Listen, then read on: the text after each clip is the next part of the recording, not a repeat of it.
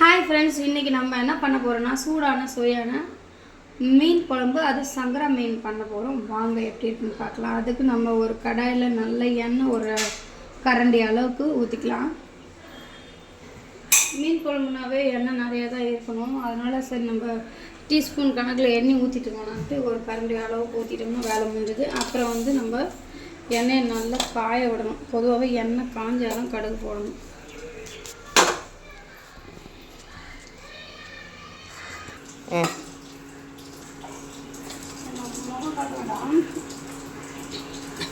இப்போ எண்ணெய் ரொம்ப நல்லாவே காஞ்சிச்சுங்க. இப்போ நம்ம ஒரு 1/4 ஸ்பூன் கடுகு போட்டுருவோம். கரெக்டாக மீன் குழம்புக்கு நிறையாவே வெந்தயம் போடலாம். குறைஞ்சது 1 ஸ்பூன் 1.5 ஸ்பூன் போடலாம். வயிற்றுக்கு ரொம்ப நல்லது. 1 ஸ்பூன் வெந்தயம் போட்டாச்சு.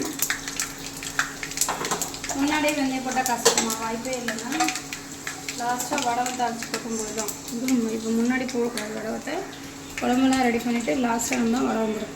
இப்போ பாருங்கள், நம்ம நல்லா கடுகு பொரிஞ்சிடுச்சுன்னா கடுகு பொரிஞ்சதுக்கப்புறம் தான் எதுவுமே போகணும், இல்லைன்னா ரத்தம் சுண்டிடும்.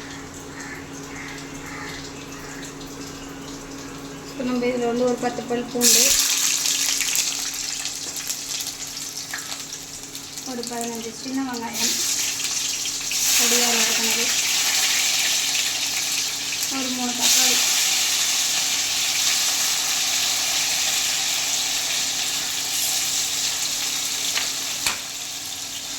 நல்லா வதங்கணும்.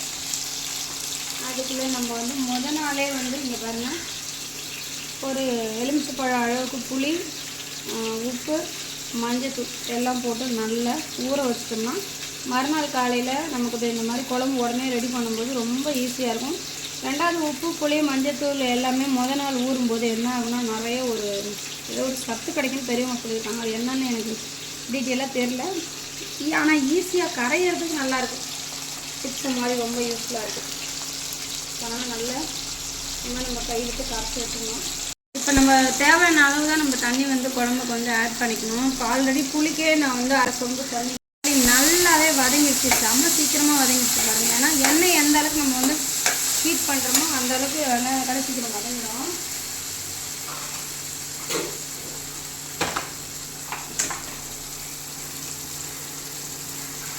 நல்லா அலசின கருவேப்பிலை உருவி போட்டுக்கலாம்.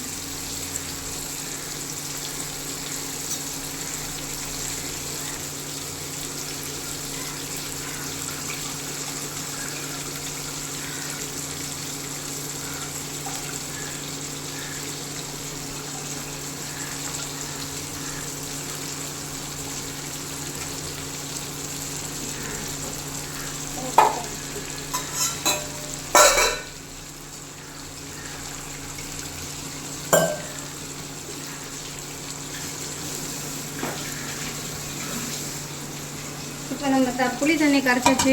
இங்கே பாருங்கள், கொஞ்சமாக பெருங்காயம், கட்டி பெருங்காயம் தான். இது கையால் எங்கள் வீட்டில் கிள்ளி வச்சாங்க. ஸோ நல்லாவே இருக்கும். பச்சுங்களா,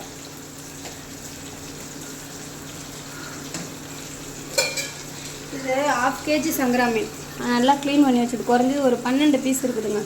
இதுதான் இப்போ நம்ம குழம்பு போடுறோம்.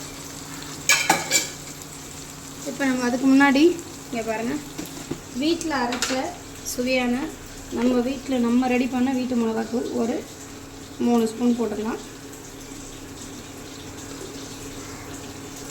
காரம் வேணும் அப்படின்னாக்கா ஒரு 2 கூட போட்டுக்கலாம். நம்ம மசாலாத்தூள் கொஞ்சம் சேர்ப்போம். ஸோ எங்கள் வீட்டில் பச்சை மிளகாலாம் எதுலேயும் சேர்க்கறது கிடையாது. இது மல்லித்தூள் ஒரு கொத்து மதிப்பாக தான் போடுவேன். பட் ஆனால் டேஸ்ட் வருங்க. இது ஒரு 1/4 ஸ்பூன் மல்லித்தூள். இது என்னோடய வீட்டில் நானே ப்ரிப்பேர் பண்ணால் இங்கே பாருங்கள், மீன் வறுவல் மசாலா, குழம்பு மசாலா. வறுவலுக்கும் போட்டுக்கலாம், குழம்பும் போட்டுக்கலாம். நம்ம ஒரு ஸ்பூன் போட்டுட்டோம்.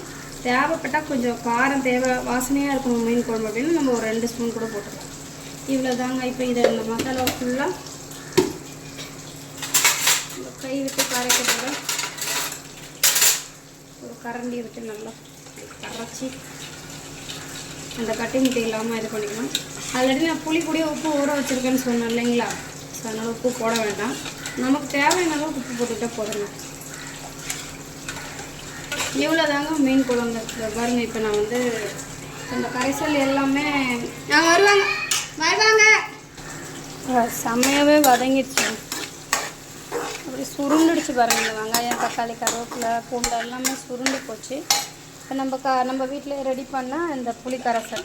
அதாவது இதில் நான் என்னென்ன பண்ணேன், அதாவது எப்படி மீன் வறுவல் மசாலா மீன் குழம்பு மசாலா ஒரே நேரத்தில் ஒரே பவுடரை வச்சு எப்படிங்க பண்ணுறீங்கன்னு நீங்கள் யோசிக்கலாம். ஸோ அது ஒரு நாள் நான் ரெடி பண்ணும்போது உங்களுக்கு வீடியோ எடுத்து போடுறேன். ஆனால் அதை நீங்கள் கண்டிப்பாக ப்ரிப்பேர் பண்ணி நீங்கள் யூஸ் பண்ணி சமைச்சு பார்த்தீங்கன்னா நிச்சயமாக நீங்கள் வந்து கடையில் போய்ட்டு இந்த மீன் குழம்பு தூள் கொடுங்க வறுவல் தூள் கொடுங்கன்னு கேட்கவே மாட்டிங்க. சத்தியமானி நான் சொல்லுவேன். ஏன்னா நம்ம ப்ரிப்பேர் பண்ணுறதுல அவ்வளோ ஒரு டேஸ்ட் வரும். நம்ம கடையில் போய் வாங்கும்போது நிச்சயமாக என்ன பண்ணுவாங்க, நம்ம ப்ரிப்பேர் பண்ணுறதுலே டேஸ்ட் இருக்குது, அதை விட தாண்டி டேஸ்ட் வருதுன்னா அப்போ என்ன பண்ணுறாங்கன்னா ஒரு சிலர் உண்மையாலுமே எல்லாருமே இந்த காலத்தில் நம்ம உள்ள அஜினமோட்டா சேர்த்துருப்பாங்க. ஸோ இப்போ நம்ம இந்த புளிக்கரைசலை நல்லா இதில் கலந்து விட்டு குழம்பு நல்லா ஒரு ஹை ஸ்பீடில் வச்சு ரொம்ப நேரம் இல்லை ஒரு 15 மினிட்ஸ் இல்லை ஒரு 20 மினிட்ஸ் பாருங்கள், நல்லா ஹை ஸ்பீடில் வச்சு ஒரு 20 மினிட்ஸ். செல்லை வேறு இப்போலாம் கேமரா பார்க்க கொண்டு போகக்கூடாதுன்னு சொல்கிறாங்க. அதனால் கொஞ்சம் பயந்து தான் வண்டி நம்ம வீடியோ எடுக்க வேண்டியதாக இருக்குது. ஸோ நெட்டெல்லாம் நான் ஆஃப் பண்ணி தான் வச்சுருக்கேன். இப்போ வந்து இதை நல்லா நம்ம தேவையானது எல்லாமே போட்டாச்சுன்றதை நம்ம ஒரு செக்கிங் பண்ணி பார்க்கலாம். பழைய காலத்தில் எல்லாமே கையில் அந்த அது என்ன செய்யுங்க அப்படி இப்படி இந்த கையில் அப்படி ஒரு நல்லா ஒரு கலக்கி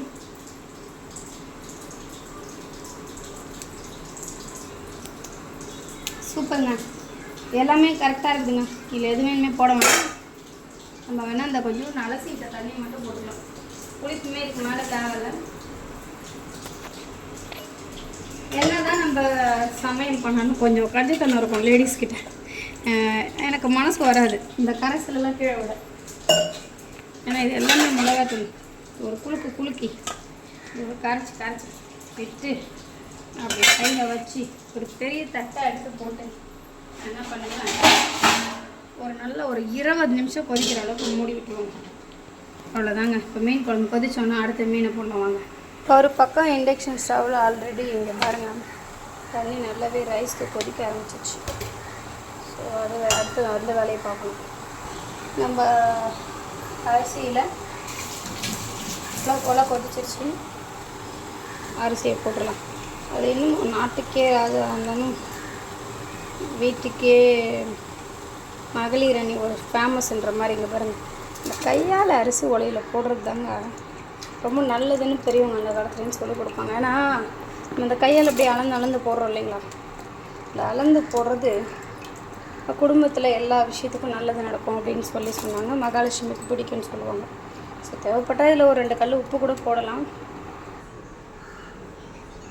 பாருங்க 2 கல் உப்பு மகாலட்சுமிக்கு பிடிக்குன்றதுனால போட்டாச்சு.